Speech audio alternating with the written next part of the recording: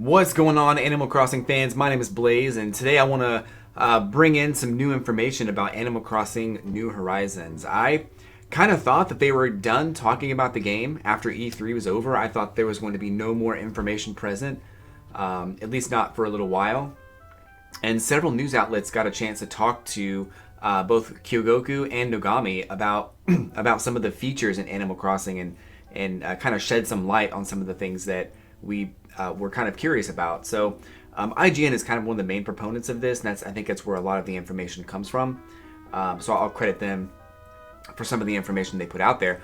But they were able to talk to Kyogoku about about some interesting information, which I'll kind of post about in different videos as time goes on. But the first one I want to talk about today is character customization. So in one of my previous videos, I had mentioned that it looked like you were not. It looked like, so when there was that picture of everybody, of all those 8 players standing on that rock looking over at the sunset, that was a really interesting picture for me because it shed some light on the fact that you could select your skin tone, which for one is the most amazing thing.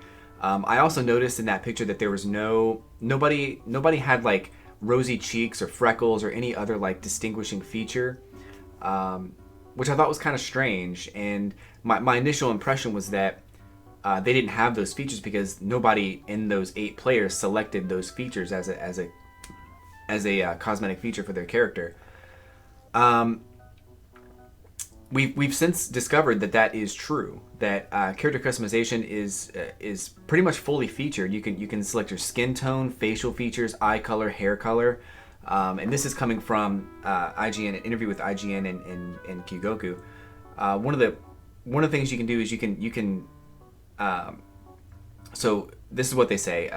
Kyogoku confirmed that skin color is freely changeable in New Horizon, and of course hair and facial features are also changeable. However, this time around there isn't a distinction between masculine or feminine features. There will also be new hair and facial features to choose from. So we're going to get a lot more facial features and hair, and there's no distinguishing there's no male hairstyles and female hairstyles. You can use any of them at any time. There's also information out there that talks about how at any point in the game you can change any of this. So if you decide one day that that you don't like your hairstyle, you can just go in and change it. I believe that's true with eye color and other features as well. So that to me is actually really cool, and I love that we're getting all of these hairstyles and all of these different features and all of these different customization options for your character, because that's one of the things that really defines you is your character in Animal Crossing, and I'm really excited that they're doing this. So that does beg one question though, and something I have a couple of ideas on how they could solve this problem. But what's that mean for Harriet? Because it seems like if you are going to be able to change your hair at any point in the game, that's going to pose a serious impact to Harriet's business, Shampoodle. Pretty much going to run it. It's going to run Shampoodle out of business, basically. So a little bit concerning. I think Harriet's a great character. I don't go see her as often as I'd like to. And my mom's name was Harriet, so that's kind of why I really like the idea that there is a character named Harriet in the game, and that you almost always have access to her. So I don't know if she's going to have a place in this game, and I'm guessing that she will. There is another character whose business is now who's now out of work because of other features in the game, which I'll talk about in another video. And they said they were going to repurpose that character, so I'm guessing they're also going to repurpose Harriet. I just think it would be a shame for her to not deal with hair. Her name is Harriet after all.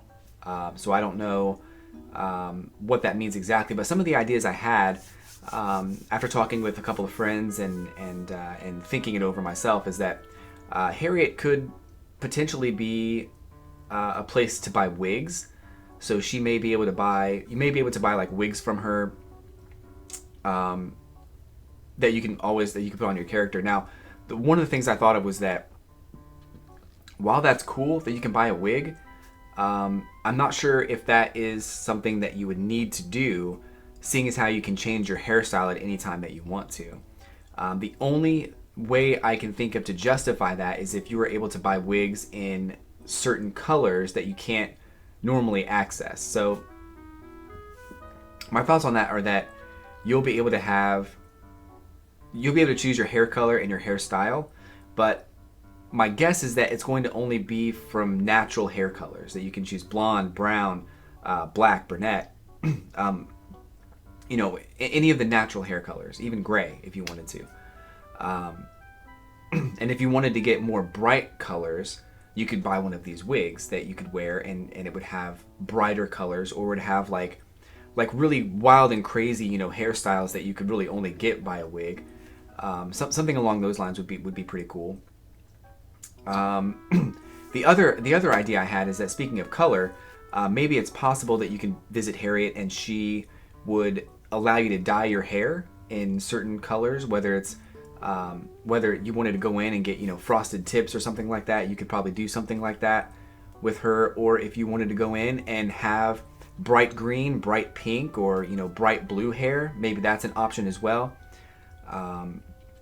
And of course that would fade out over time, so you have to keep going back to her to continue to have that color. Or you could use the wig to have it permanent. Maybe after you select the same hairstyle or the same color hair multiple times, she allows you to buy a wig of that color, of that style and color.